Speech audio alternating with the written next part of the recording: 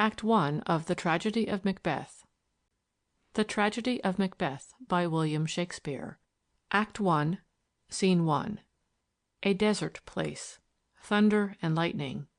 Enter 3 witches. When shall we 3 meet again? In thunder, lightning, or in rain? When the hurly-burly's done, when the battle's lost and won. That will be ere the set of sun. Where the place? Upon the heath.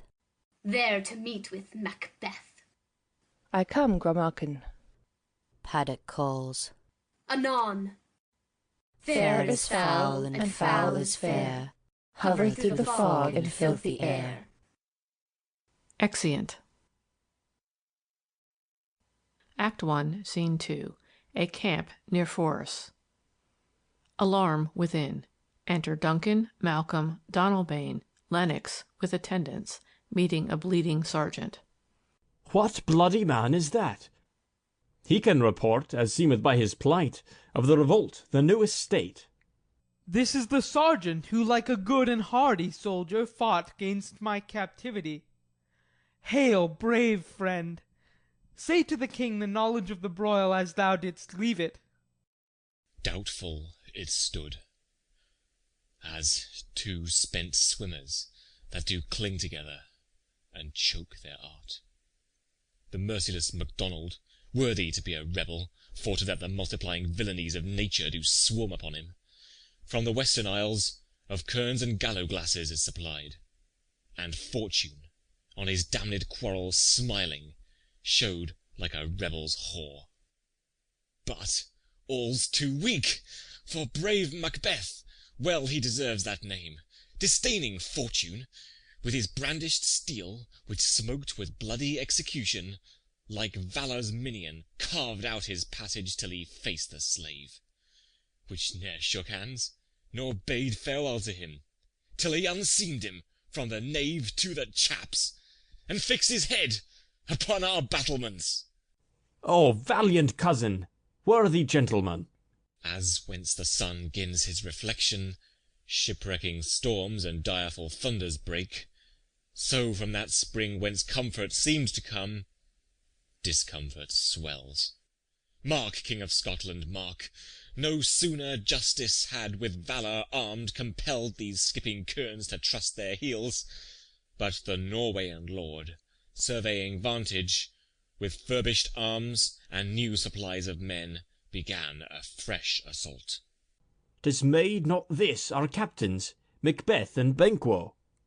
Yes, as sparrows eagles, or the hare the lion. If I so sooth, I must report.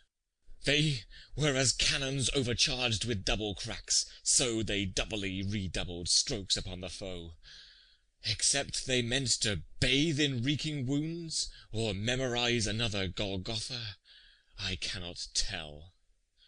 But I am faint. My gashes cry for help. So well thy words become thee as thy wounds. They smack of honour both. Go, get him surgeons. Exit sergeant attended. Who comes here? Enter Ross. The worthy Thane of Ross. What a haste looks through his eyes. So should he look, that seems to speak things strange. God save the king. Whence camest thou, worthy Thane? From Fife, great king, where the Norweyan banners flout the sky and fan our people cold. Norway himself, with terrible numbers, assisted by that most disloyal traitor, the Thane of Cawdor, began a dismal conflict, till that Bellona's bridegroom, lapped in proof, confronted him with self-comparisons, point against point, rebellious, arm gainst arm, curving his lavish spirit, and to conclude, the victory fell on us. Great happiness! That now Sveno, the Norway's king, craves composition, nor would we deign him burial of his men till he disbursed at St. Colm's Inch $10,000 to our general use. No more that Thane of Cawdor shall deceive our bosom interest.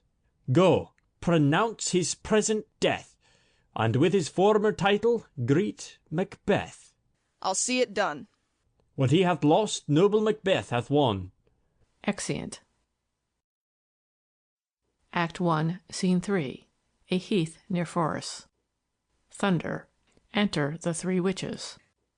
Where hast thou been, sister? Killing swine. Sister, where thou? A sailor's wife had chestnuts in her lap, and munched and munched and munched. Give me, quoth I, aroint thee, witch, the rump-fed Runyon cries. Her husband's to Aleppo gone, master of the Tiger. But in a sieve I'll thither sail, and like a rat without a tail, I'll do, and I'll do. I'll give thee a wind. Thou'rt kind. And I another. I myself have all the other, and the very ports they blow, all the quarters that they know. I the shipman's card. I will drain him dry as hay. Sleep shall neither night nor day hang upon his penthouse lid. He shall live a man forbid. Weary 7 nights 9 times 9 shall he dwindle, peak and pine. Though his bark cannot be lost, yet it shall be tempest-tossed. Look what I have. Show me, show me. Here I have a pilot's thumb. Wrecked as homeward he did come. Drum within. A drum, Macbeth doth come.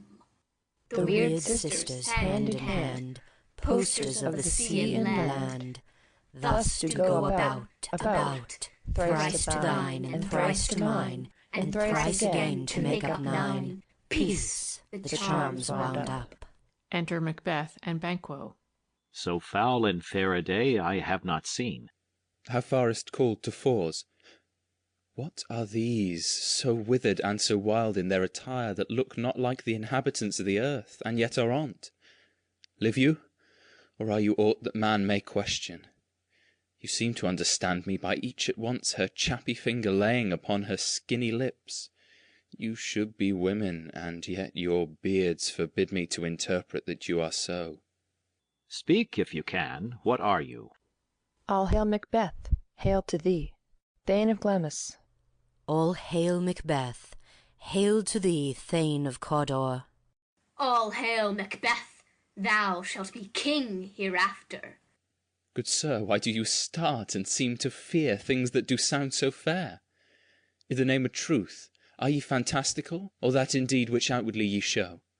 My noble partner you greet with present grace and great prediction of noble having and of royal hope, that he seems rapt withal.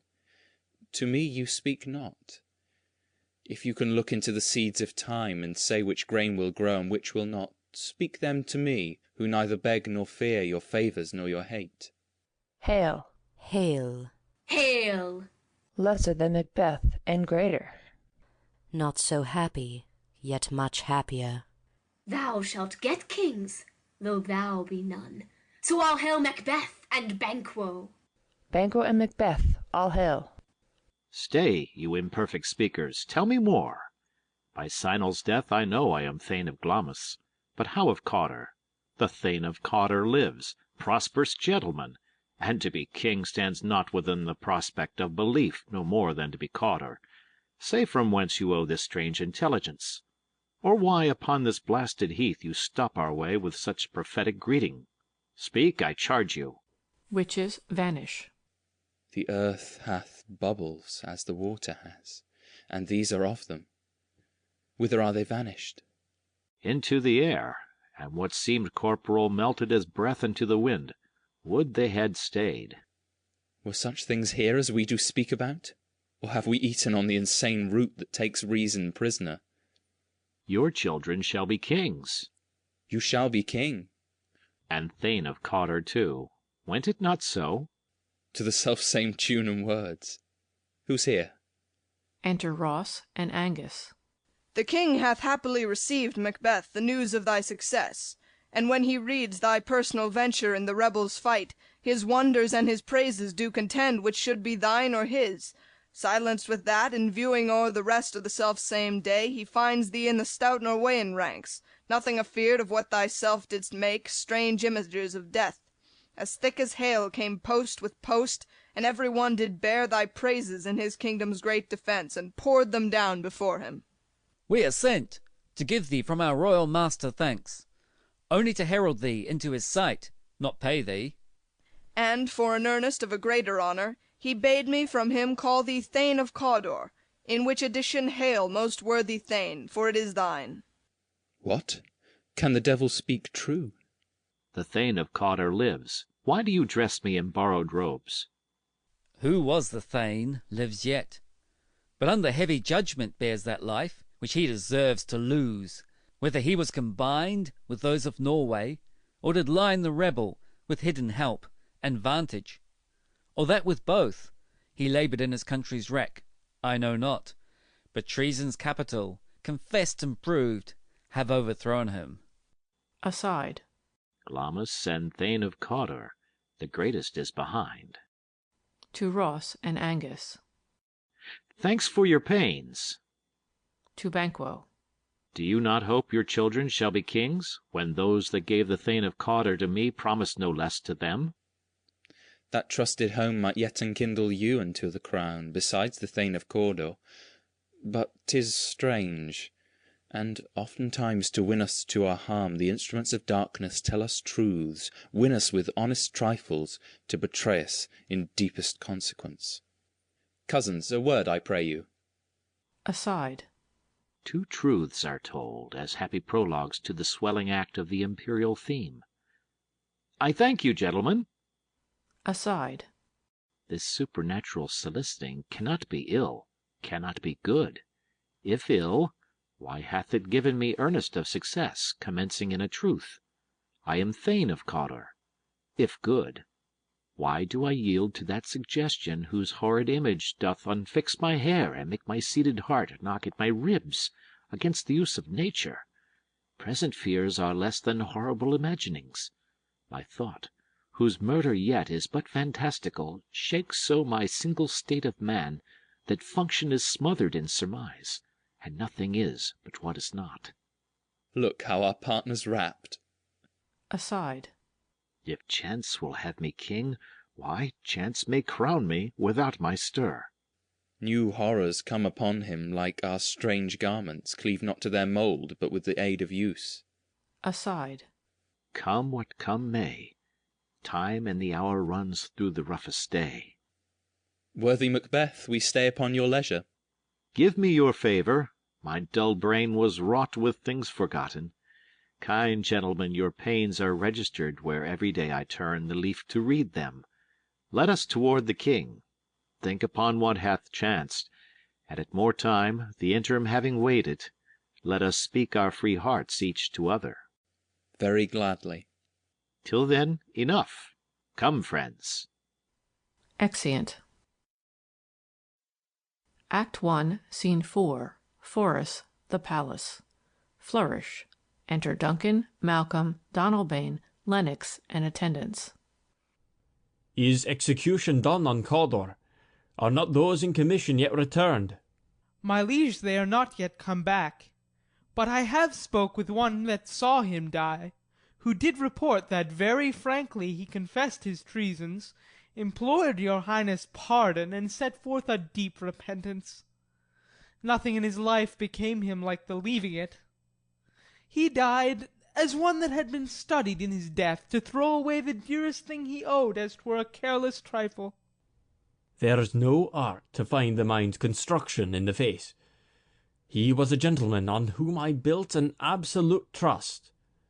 Enter Macbeth, Banquo, Ross, and Angus. O worthiest cousin! The sin of my ingratitude even now is heavy on me. Thou art so far before that swiftest wing of recompense is slow to overtake thee. Would thou hadst less deserved, that the proportion both of thanks and payment might have been mine. Only I have left to say, more is thy due than more than all can pay. The service and the loyalty I owe, in doing it, pays itself.